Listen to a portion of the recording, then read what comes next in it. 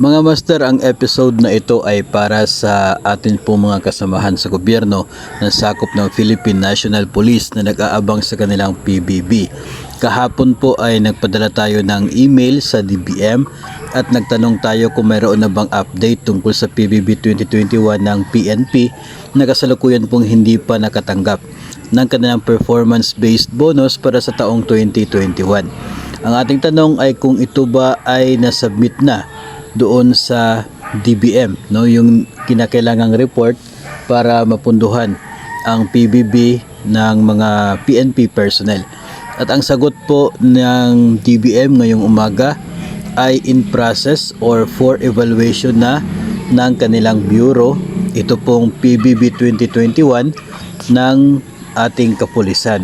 So ibig sabihin po, yung PNP ay nakapag-submit na doon sa DBM ng kinakailangang reports at ang report na ito ay in process or for evaluation na ng bureau na sakop ng DBM na siya pong namamahala para sa benepisyo ng PBB. So I guess kung wala pong magiging pagkakamali, no, kung consistent po yung data, walang mali doon sa mga reports na yon, ay hindi na po magtatagal itong PBB ng PNP at ito ay matatanggap na po nila. No, hopefully po na talagang walang mga discrepancy sa report na yon para tuloy-tuloy yung proseso, and one day hopefully po within this month ay mailalabas ang Special Allotment Release Order or SARO para mapunduhan na ang PBB 2021 na benepisyo ng mga miyembro ng Philippine National Police. No, so ito po ay as of today na sagot sa atin, September 15 ng DBM, public assistance, no. So para sa mga personnel ng PNP, medyo hindi na po siguro ito tatagal.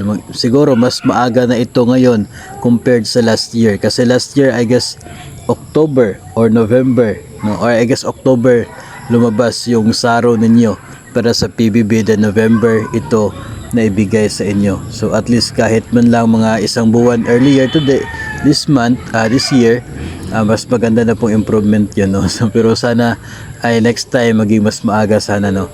Pero kasi itong DBM is dependent doon sa submission ng report na kanila po natatanggap from eligible agencies, no? So hindi na po siguro ito magtatagal basta wala talagang problema doon sa mga documents na yon, as long as walang discrepancies, as long as tama yung mga reports, tuloy-tuloy na ito at mabibigyan ng SARO para matanggap na rin po ninyo ang inyong performance-based bonus para sa taong 2021.